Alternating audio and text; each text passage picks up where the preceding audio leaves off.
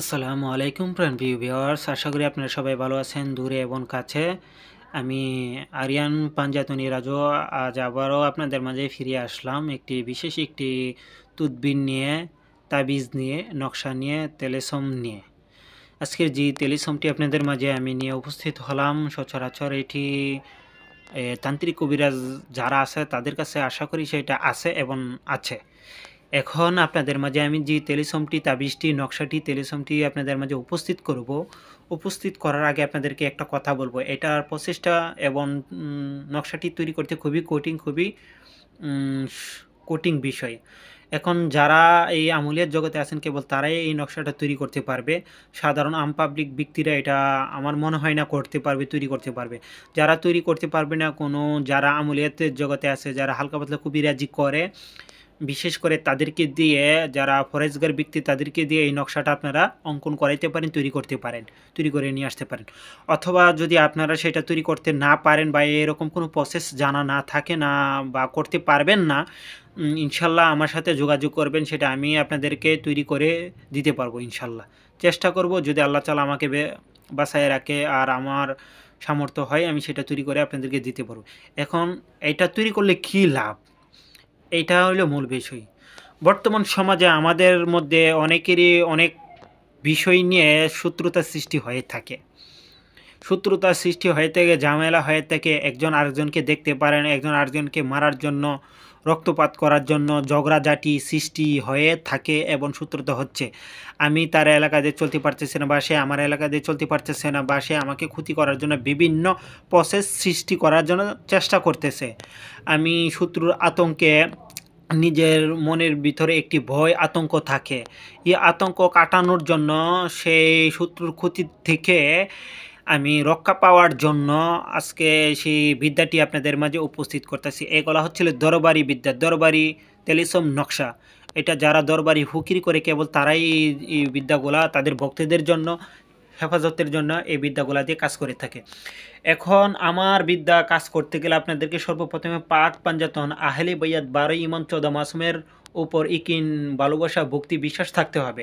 কেবল তারা আমার বিদ্যায় দিয়ে কাজ করতে পারবে। যারা ফকিরি জগতের পাক পাঞ্জাতন, আহলে বাইত এবং 12 ইমাম, 14 মাসুমের উপর বিশ্বাস, আখলাস, ইমান আছে, কেবল তারাই আমার বিদ্যা দিয়ে কাজ করতে পারে। আমার বিদ্যাগুলো বেশিরভাগ 12 ইমাম, 14 মাসুমের ঘরের বিদ্যা, ইমাম জাফর সাদিক আলাইহিস সালামের বিদ্যা। ইমাম জাফর সাদিক আলাইহিস সালামের রেজাতগতভাবে যে বিদ্যাগুলা, তুদবির জগৎ, ইসলামিক আধ্যাত্মিক তদবির জগৎগুলো একমাত্র ইমাম জাফর সাদিক আলাইহিস সালামের পক্ষ থেকে, ইমাম আবু হানিফা আলাইহিস সালামের কাছে, ইমাম জাফর সাদিক আলাইহিস সালামের কাছে, ওনাদের তরফ থেকে ইমাম হাসান মাওলা, ইমাম হুসাইন মাওলার তেলেসমাতি কিছু বিদ্যা আমার চ্যানেলে পাওয়া যাবে এবং করতে পারেন, এবং তাদের কাছ থেকে সেই বিদ্যাগুলো আসছে। শেরকুদা মৌলা আলী মুশকিল কুশার কাছ থেকে সেই বিদ্যাগুলো, আধ্যাত্মিক জগতের বিদ্যাগুলা। এখন সকল বিদ্যার, সকল জ্ঞানের উৎস হচ্ছিল শেরকুদা মৌলা আলী মুশকিল কুশা।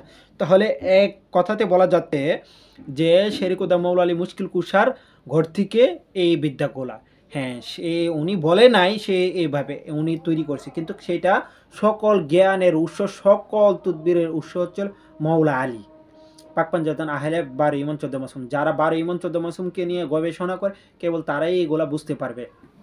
এখন শিরিক বেদাতের বাইরে যে বিদ্যাগুলো আছে সেইগুলোই সব কিছু পাক পাঞ্জাতনের অনুকরণের ভিতরে আছে। এখন আপনারা এই বিদ্যাতে যদি কাজ করতে পারেন সঠিকভাবে, শত্রু আপনাকে পিস্তল নিয়ে ঘুরতেছে, ছুরি নিয়ে ঘুরতেছে, লামদা নিয়ে ঘুরতেছে, তার সামনে যাবেন, শত্রুর বাবার দাদার ক্ষমতা না আপনাকে কিছু করবে। আপনি একটা উল্টা তাকে টেট দিবেন, সে রাগ দেখাইতে পারবে, কিন্তু রাগ দেখানোর পর কিছুক্ষণের ভিতরে সে রাগ মাটি পানি হয়ে যাবে। এটা এমন পাওয়ারফুল বিদ্যা, এটা আমার পরীক্ষাকৃত, এটা আমার উস্তাদের পরীক্ষাকৃত বিদ্যা। এটা আমি আপনাদের দিকে দিচ্ছি। এটা কিতাবী বিদ্যা, তারপরে এটা পুরানো, খুব পুরানো একটি কিতাবের বিদ্যা। কিতাবটার দাম হচ্ছিল 2.5 টাকা। কিতাবটার দাম হচ্ছে 2.5 টাকা নাকি 1.5 টাকা, মনে নাই, এমন 2.5 টাকা কি 1.5 টাকা হবে কিতাবটার দাম। এই কিতাবের বিদ্যা আমি সচরাচর কোনো কিতাবের বিদ্যা দিয়ে থাকি না, কারণ সচরাচর কিতাব আমার পছন্দ হয় না বা কিতাব আমার বিশ্বাস হয় না। যেগুলা পুরানা আগিলা জগতের বিদ্যা আছে, এইসব কিতাব পাইলে আমি এইসব কিতাব থেকে বিশ্বাসযোগ্য হইলে আমি দেই আর কি, বা যেগুলো আমি অনেক সময় কাজ করে রেজাল্ট পেয়েছি। তো এই বিদ্যাটা আপনাদের মাঝে আমি নিয়ে হাজির হলাম। বিচারকের কাছে যান, দরবার নালিশে যান, অথবা শত্রু হক, পারিবারিক শত্রু হক, এলাকার শত্রু হক, যেই কোনো শত্রু হক, বিচার নালিশ যে কোনো বিষয় হক, এবং মানুষের কাছে যান, সম্মান ইজ্জত ভালোবাসা পাবেন। সম্মান ইজ্জত ভালোবাসা পাবেন, শত্রু বন্ধু হয়ে যাবে, মিত্র হয়ে যাবে, এবং জাহিরি বিপদ থেকে আপনি মুক্ত পাবেন। অর্থাৎ জাহিরি যে কোনো বিপদ থেকে ইনশাআল্লাহ আল্লাহর রহমতে দ্রুত আপনি হেফাজতে যেতে পারবেন, এবং মুশকিল আসান আপনার কাছে হয়ে যাবে আপনার বিদ্যার উসিলাই। এখন বিদ্যাটি কিভাবে করবেন? বিদ্যাটি কাজ করতে গেলে সপ্তাহের ভিতরে যে কোনো দিন কাজ করা যায়, যেটা আমাদের লাইনে আমরা করতে পারবো, কিন্তু আপনাদের ক্ষেত্রে সেটা হবে না। তো আমি সাজেস্ট করবো সেই বিদ্যাটি কাজ করতে গেলে আপনাকে বুধবার এবং বৃহস্পতিবার ও শুক্রবার, এই তিন দিন বুধবার, বৃহস্পতিবার, শুক্রবার, এই 3 দিন আপনি কাজ করতে পারবেন। কখন কাজ করবেন? বুধবার বৃহস্পতিবার কাজ করলে আপনাকে করতে হবে ফজর নামাজের পরে আপনার 8টার ভিতরে আপনি কাজটা সেরে ফেলবেন। আবার শুক্রবার কাজ করলে জুম্মার নামাজের পর এবং মাগরিবের নামাজের পর আপনি কাজ করবেন, খুবই দ্রুত এটা কার্যকরী সিদ্ধ লাভ হবে। এখন কাজ করার পর আপনি নকশাটি তৈরি করছেন, নকশাটি তৈরি করতে হবে মেশফত, জাফরান, কস্তুরি, আম্বর, হরিঙের জিলির উপরে।